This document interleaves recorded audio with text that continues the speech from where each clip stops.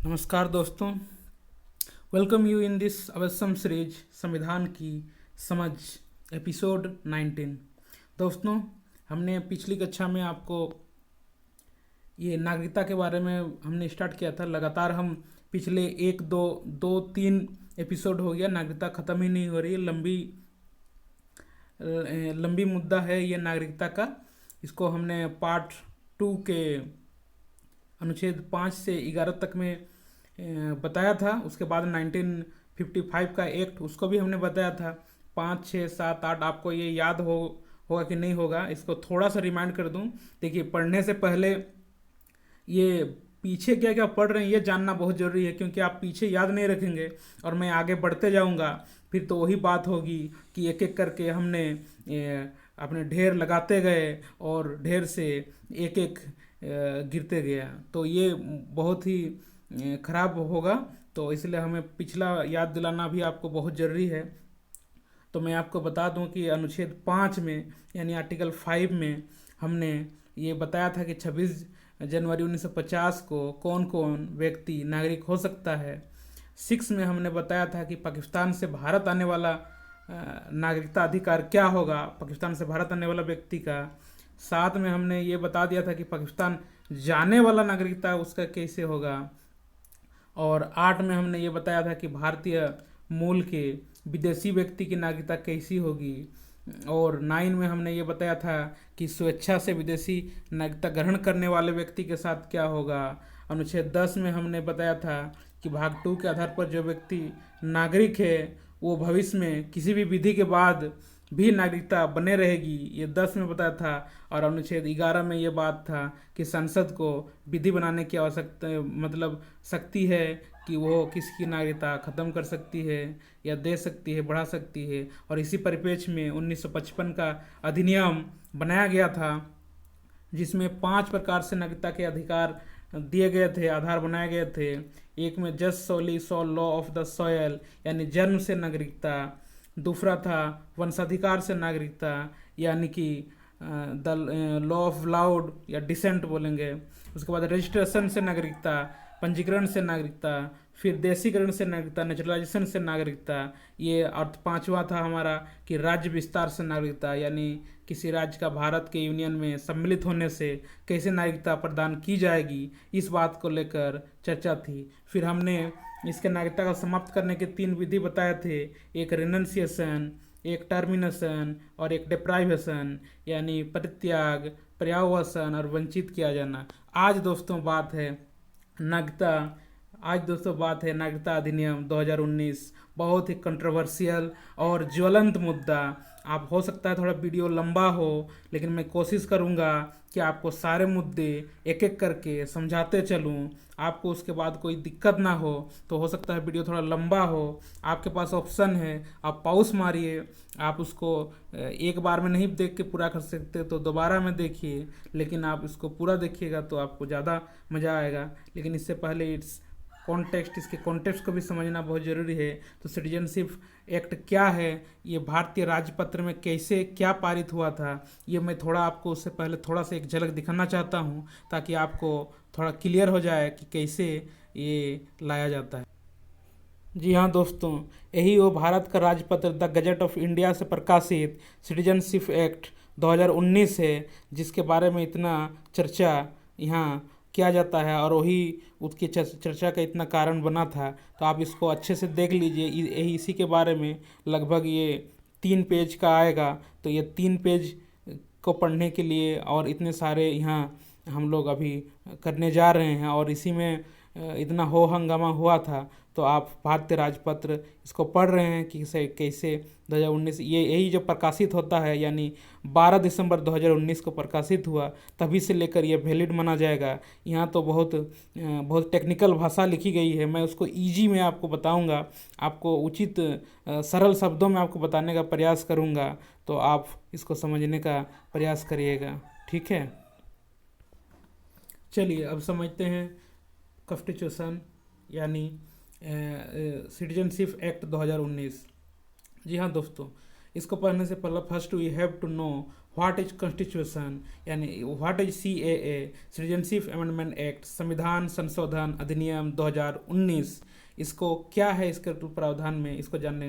दोस्तों 12 दिसंबर 2019 को publish gazette of India में पब्लिश किया गया, तब से ये माना जाता है कि तब से ये, तो उसका जो ये मैंने सेक्शन 2 कहाँ से लिया, जो आपको गजट दिखाया था ना 2019 का एक्ट CAA, वहाँ का जो 2 नंबर सेक्शन था उसको मैंने यहाँ पूरी छाप दिया है कि क्या बात लिखी गई है। इसको सिंपल वे में मैं समझा दूंगा, लेकिन सेक्शन 1 में लिखा गया था कि this law will be known as the Citizenship amendment Act, यह कानून को संविधान संशोधन अधिनियम 2019 के नाम से जाना जाएगा।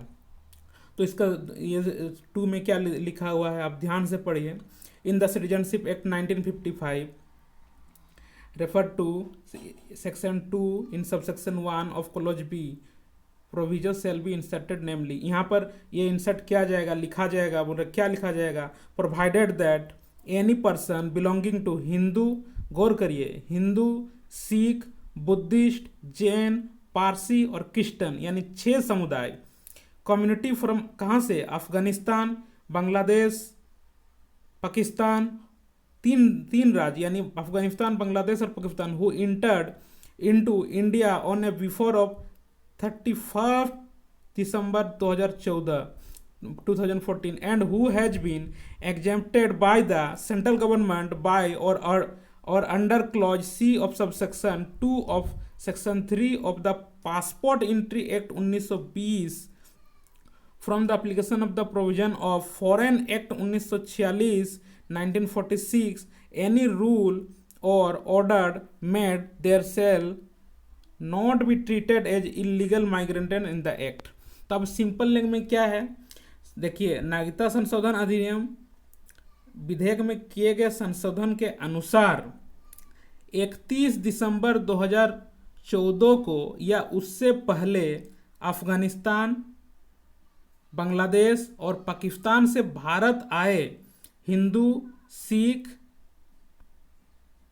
सिख बुद्धिस्ट जैन और पारसी, एक सेकेंड, पारसी, इस समुदाय के जो लोग होंगे, यहाँ के जो प्रवासी मजदूर या फिर जो प्रवासी लोग होंगे, उन्हें इलीगल माइग्रेंट नहीं माना जाएगा और भारत की नागरिकता लेने के लिए उन्हें योग्य माना जाएगा। लेकिन इसके लिए कंडीशन क्या क्या रहेगा कि वो कम से कम 11, पहले क्या प्रावधान था कि यहाँ रजिस्ट्रेशन कराने के लिए, आपको जब मैंने रजिस्ट्रेशन और नेचुरलाइजेशन समझाया होगा, तो यहाँ भारत में नागरिकता लेने के लिए उसे कम से कम 11 वर्ष का निवास करना होता था, 11 वर्ष का निवास करना होता था। इसे रिड्यूस करने के लिए, यानी अफगानिस्तान, पाकिस्तान और बांग्लादेश से आए हुए सिख, जैन, क्रिश्चियन, हिंदू, पारसी, बुद्धिस्ट, ये 6 समुदाय के लोगों को लिए घटाकर 6 वर्ष तक निवास करने, यदि 31 दिसंबर 2014 से पहले आप भारत आए हैं और यहाँ लगातार 6 वर्ष तक निवास किए हैं और पिछले 1 साल से भारत में लगातार रह रहे हैं, तो आपको भारत की नागरिकता दिया जा सकता है। यानी ये कंडीशन भी घटा दिया गया है इन लोगों के लिए, और ये 6 वर्ष का लगा दिया गया है, और 31 दिसंबर 2014 को एक आपका बॉर्डर पॉइंट बना दिया गया है। उससे पहले आने वाले लोगों को यहाँ आराम से नागरिकता दिया जा सकता है। तो ये यहाँ का इसका प्रावधान है, लेकिन इसके समक्ष कई सारे, अच्छा, रजिस्ट्रेशन को लेकर मैंने यही बात बता दिया। तो for the person migrated from Afghanistan, Pakistan, Bangladesh, the 6 specific religion belong people living time period in the reduces of 5 year from 11 year. लेकिन यहाँ से इन लोगों को घटाकर 5-6 साल तक कर दिया गया है यहाँ रहने के लिए। तो यहाँ मैंने 5 ईयर लिखा है, लेकिन 6 वर्षों तक कर दिया गया है। आगे आता हूँ। अच्छा, तो फिर ये जो संविधान है, ये किसके लिए अप्लाई नहीं होगी? This act will not apply for 6 schedule, यानी आपको जब मैंने शेड्यूल बताया होगा तो 12 अनुसूचियां थी, वहाँ से 6 अनुसूची में क्या बात था, ये असम, मेघालय, मिजोरम, त्रिपुरा, ये 4 राज्यों के लिए स्पेशल प्रावधान करता है। कुछ रिजर्व क्षेत्र वहाँ बनाता है। तो वैसे जगह जो इस 6 शेड्यूल के अंतर्गत आएंगे तो इन राज्यों में ये CAA 2019 अप्लाई नहीं किया जाएगा। तो ये इसका पहला कंडीशन। दूसरा क्या था, नॉट अप्लाई और इनर लाइन परमिट एरिया, यानी देखिए बंगाल ईस्टर्न फ्रंटियर रेगुलेशन 1873 के अनुसार इनर लाइन परमिट दिया जाता है उत्तर पूर्वी राज्यों को। वहाँ आपको इंटर करने के लिए आपको अनुमति लेना होगा, वहाँ के जिलाधिकारी से अनुमति लेना होगा। जो उत्तर पूर्वी राज्य होता है ना, उत्तर पूर्वी राज्य, आपको मैप में मैं यहाँ कर तो ये उत्तर पूर्वी का राज्य होगा। तो उत्तर पूर्वी राज्य में IPL लिया जाता है, यानी इनर परमिट लाइन। तो वैसे राज्य, वैसे क्षेत्र जो IPL इनर परमिट लाइन के अंतर्गत आते हों, वहाँ भी 2019 का जो ये CAA एक्ट है वो लागू नहीं किया जा सकता है। अच्छा, और ये जो बाद में इनर परमिट लाइन को अरुणाचल प्रदेश, मिजोरम और नागालैंड के लिए भी उपलब्ध कराया गया है, एक्सटेंड किया गया है। और मणिपुर को भी IPL के अंदर ले आया गया। कब? जब ये 2019 का जो एक्ट 12 दिसंबर को पारित हो रहा था 2019 को, तो तभी इसको मणिपुर को भी ऐड कर लिया है। यानी उत्तर पूर्वी के सभी राज्य, लगभग 7 राज्य इससे संरक्षित हैं, वहाँ पर CAA 2019 नहीं लाया जाएगा। अच्छा, आप लोगों को ये 2000 जो कैंसिलेशन OCI का जो कैंसिलेशन है उसको कैसे कैंसिलेट किया जाता है, OCI आप समझ रहे होंगे ना, यानी ordinary overseas citizenship of India. आपको बताया था कि इसको ये हटा दिया गया है अभी। तो इसका कंडीशन क्या था, इसका OCI की कोई नागरिकता का जो ये कार्ड है ये कोई धारण किया है तो जो प्रवासी है या अवैध तरीका से आया हुआ है उसके लिए कंडीशन का क्या क्या कारण होगा। तो इसमें पहला शामिल है कि यदि OCI कोई धोखाधड़ी द्वारा पंजीकृत कराया हो, यदि पंजीकरण कराने के तिथि से 5 वर्ष की अवधि के भीतर OCI कार्डधारक को 2 साल या उससे अधिक समय के लिए कारावास की सजा सुनाई जाती हो, और यदि ऐसा करना भारत की संप्रभुता और सुरक्षा के हित में आवश्यक हो, तब भी आपकी OCI को रद्द करने का आदेश दिया जा सकता है। तो फिर CAA 2019 में समस्या क्या है जो इतना विवाद हुआ, ये तो मेन बात है ना। ये समस्या क्या है, ये मुख्य हम लोग का विवाद बन के आता है। तो मैं यहीं थोड़ा सा आपको ये भारत की बना दिया हूँ। ये आप मैप यहाँ समझ रहे होंगे, ये श्रीलंका है। तो उत्तर पूर्वी राज्य यहाँ है, बांग्लादेश कहाँ है, ये बांग्लादेश का माना जाएगा। तो देखिए हुआ ऐसा कि 1964-65 के बाद से लगभग 1965 का जो युद्ध हुआ, तो युद्ध हुआ तो लगातार बांग्लादेश से कुछ इधर आने लगे, असम, मणिपुर, इन राज्यों में बांग्लादेश से हमेशा पलायन होते रहा। कुछ भारत से भी इधर आए, अच्छा पाकिस्तान से कुछ इधर आए, कुछ इधर से पंजाब तरफ से पाकिस्तान चले गए। तो यह मामला चलता रहा। ये 1972 में भी यही घटना हुई, जब बांग्लादेश का विभाजन किया गया तभी ये घटना हुई। तो लोगों को अब कौन अवैध है और कौन वैध है ये होना बहुत मुश्किल हो गया। और उत्तर पूर्वी राज्यों को लगा कि भाई ये जो आ रहे हैं बंगाली, वो बंगाली जो बांग्लादेश से आ रहे हैं वो तो हमें चैलेंज कर रहे हैं भाई, हमारे डेमोग्राफिक को चैलेंज कर रहे हैं, हमारे रहन सहन को चैलेंज कर रहे हैं, यहाँ तो अतिक्रमण हो रहा है। और ये कहावत है ये इसमें कि भाई असम में लोग कहते हैं कि यदि कोबरा और बंगाली मिल जाए तो पहले बंगाली को मारिए, कोबरा को बाद में मारेंगे। तो ये उनका मतलब वो रोष को जगाता है बंगालियों के प्रति। वे अतिक्रमण कर रहे हैं, उनके जगह छीन रहे हैं। और आपको बहुत फ्री सोसाइटी, आपको मालूम होगा उत्तर पूर्वी राज्यों के बारे में, ट्राइबल सोसाइटी है लेकिन एडवांस सोसाइटी है, फ्री सोसाइटी है। और यहाँ से जाकर वे वहाँ अतिक्रमण करते हैं। तो ये उन्हें बर्दाश्त नहीं, वे हमेशा से उसकी मांग क्या करते थे।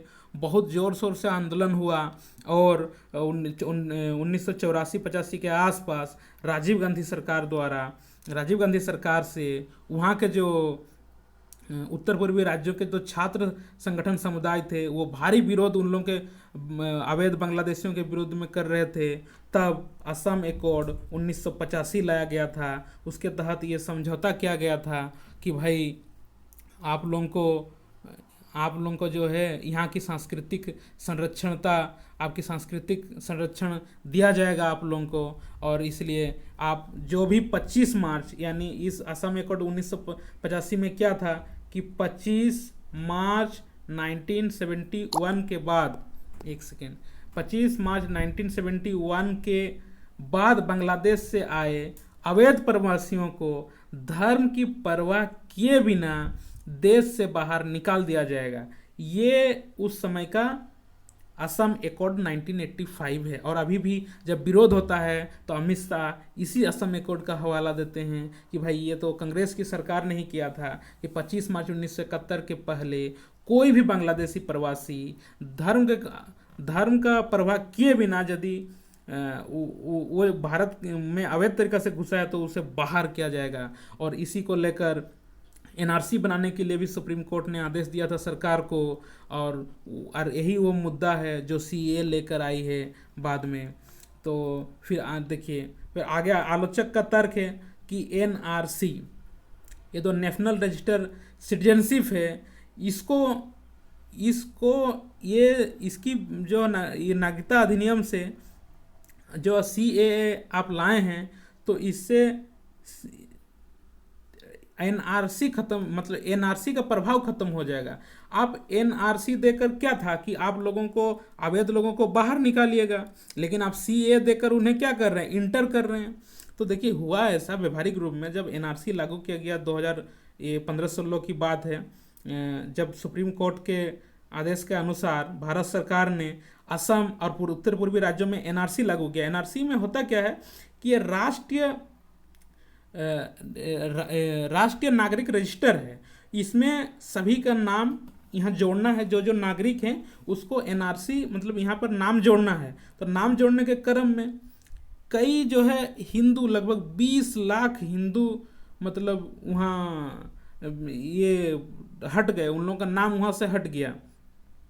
और ज़्यादातर वहाँ मुसलमान नहीं हटे बल्कि हिंदू ही का नाम मिस हो गया। तो इस संबंध में अब एनआरसी से जो छूट गए, अब उन लोगों का क्या किया जाएगा। फिर ये 2019 लेके आया कि किसी तरह इन लोगों को नागरिकता दिया जाए। तो ये चार्ज है उन पर, जो सरकार के में बैठे हुए लोग हैं, उन्हें नागरिक इस संबंध में उसका विरोध कर रहे हैं। अगला विरोध क्या है कि भाई ये डेमोग्राफिक को बिगाड़ेगा। कहाँ का डेमोग्राफिक को? उत्तर पूर्वी राज्यों के डेमोग्राफिक को, बाकी के राज्यों को। आप सीएए से अफगानिस्तान, पाकिस्तान और बांग्लादेश से जो लोग लाएंगे उन्हें रखेंगे कहाँ? जहाँ रखेंगे वहाँ की जनसांख्यिकी को तो बिगाड़ेगा ना।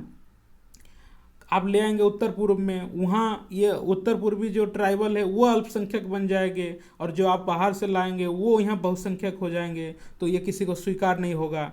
इकोनॉमिक चैलेंजेज आएंगे, आर्थिक चुनौतियाँ आएंगे कि भाई आप इतने लोगों के संसाधन कहाँ से तैयार करेंगे, इतने लोगों को आप एम्प्लॉयमेंट कहाँ से देंगे, और इतने लोगों की रहन सहन की व्यवस्था आप कैसे करेंगे। आखिर इसी संसाधन से आप लेकर करने वाले हैं। तो ये भी एक बहुत बड़ा चैलेंज है। तीसरा है संवैधानिक जो प्रावधान है उसको भी तो चैलेंज कर रहा है। आर्टिकल 14 कहता है कि आपको सबके समक्ष, विधि के समक्ष सबकी समानता होगी, लेकिन आपने हर व्यक्ति की समानता होगी, लेकिन आपने सिर्फ बांग्लादेश और ये अफगानिस्तान, पाकिस्तान से आने वाले लोगों को आप विधि के समक्ष समानता नहीं दे रहे हैं। देखिए एक बात है कि आर्टिकल 14 में नागरिकता को विधि के समक्ष समानता नहीं बल्कि व्यक्ति को विधि के समक्ष समानता दी गई है। इसलिए ये बात भी थोड़ा जायज़ है कि बाहर से जो आ रहे हैं उसको आप धर्म के आधार पर क्यों भेदभाव कर रहे हैं। आप आने दीजिए। भारत तो कभी ऐसा नहीं था।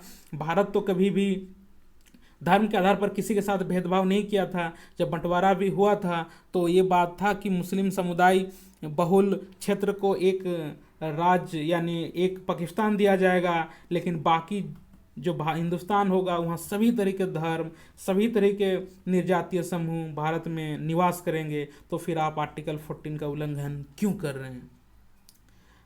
5 कॉन्स्टिट्यूशनल वैल्यू, वही संवैधानिक जो नॉर्म है उसे आप क्यों तोड़ रहे हैं? जो हमारा सेक्युलर नेचर, आज जो धर्मनिरपेक्ष के नाम पे भारत का इतना सम्मान है, लिबरल स्टेट के नाम पे अमेरिका से बराबरी किया जाता है, धर्मनिरपेक्ष सम्मान। आप याद कीजिए 1893 में जब स्वामी विवेकानंद जाकर वहाँ पर अमेरिका में भाषण देते हैं कि भाई भारत भारत जो है सर्वधर्म समभाव का देश है, सभी धर्मों सभी रिफ्यूजीज को कहीं किसी के लिए जगह नहीं है, तो आप भारत आइए, भारत सबका स्वागत करेगा। और पूरा हॉल तालियों की गड़गड़ाहट से गूंज गया था। तो फिर उस सम्मान का भारत पे इस अधिनियम से भारत पे क्या असर होगा। दूसरा है ignorance of refugees from Sri Lanka, Nepal, Myanmar. और ये जो छठा मुद्दा है कि भाई आप श्रीलंका, नेपाल, म्यांमार से आने वाले रिफ्यूजीज को क्यों नज़रअंदाज कर दिए। जब आपको देना ही था तो आप सिर्फ पाकिस्तान और अफ़गानिस्तान और बांग्लादेश के ही लोगों को क्यों दे रहे हैं। श्रीलंका से, नेपाल से, म्यांमार से भी तो लोग आए हैं, उनको आप यहाँ नागरिकता क्यों नहीं दे रहे हैं। तो ये भी एक बहुत बड़ा वहाँ सवाल सरकार के सामने किया जा रहा है। अगला था कि भाई इंटरनेशनल इमेजेज ऑफ इंडिया क्या होगा। ये तो मैंने आपको बता दिया कि भाई भारत को जो सर्वधर्म समभाव और एक लिबरल स्टेट के नाम पे माना जाता है, क्या इसे आप सांप्रदायिक तूल देना पसंद करेंगे?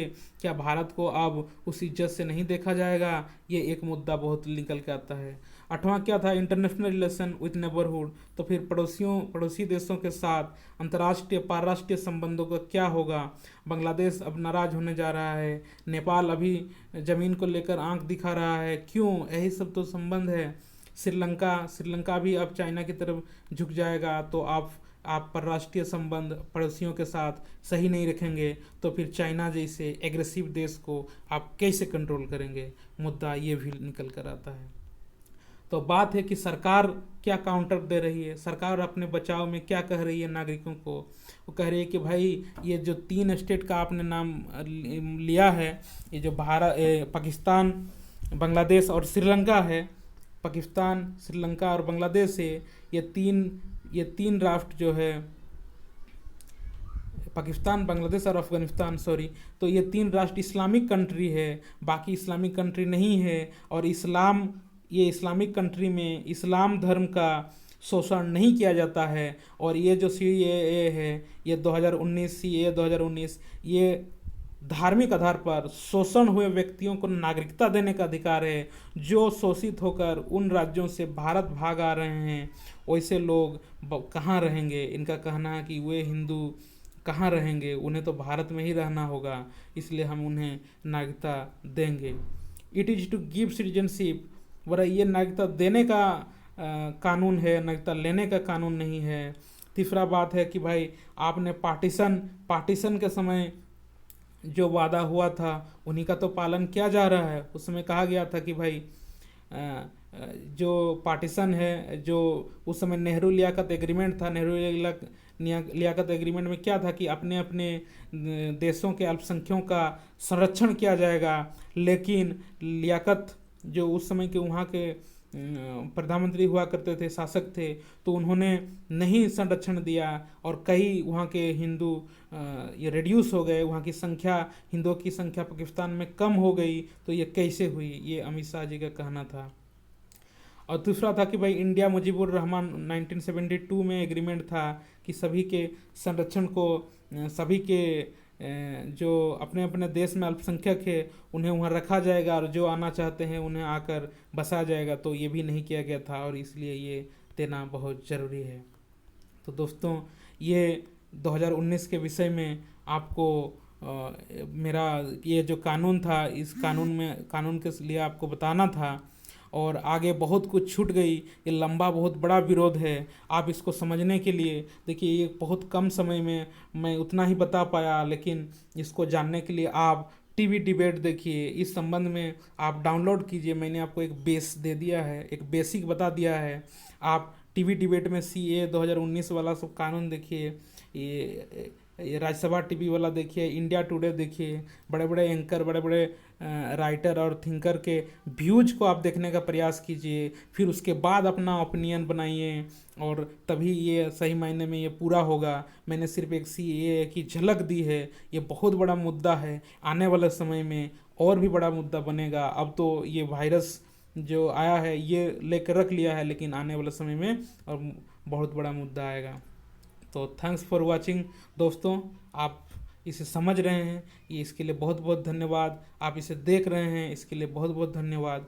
You will give the direction of India. आप ही हैं जो भारत की दिशा देने वाले हैं। हमने तो आपको पास्ट में क्या हुआ था ये बता दिया, 2019 क्या है ये बता दिया होगा, क्या सही है और क्या नहीं है ये तो आपको बताना पड़ेगा कि आखिर CA 2019 लागू होना चाहिए कि नहीं होना चाहिए। मैं यहाँ आपको अपना कोई भी विचार थोपना नहीं चाहूँगा। आपकी अपनी राय होनी चाहिए, आपकी अपनी समझ होनी चाहिए, और आपको उस अनुसार ही भारत को दिशा दिखाना होगा।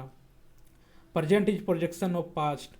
आप ये जानते हैं कि कुछ भी प्रेजेंट में अचानक घटित नहीं होता है, कभी ना कभी ये अतीत में घटित होती घटनाएं हैं, उसी का अब प्रेजेंट जो है प्रोजेक्शन होता है। और कहा जाता है कि हिस्ट्री वर्तमान के परिप्रेक्ष्य में अतीत के घटित घटनाओं का एक क्रमिक अध्ययन ही इतिहास है।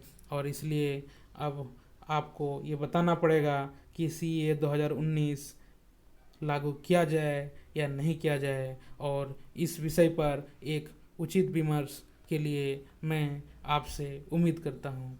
तो दोस्तों बहुत बहुत धन्यवाद, और बहुत बहुत धन्यवाद।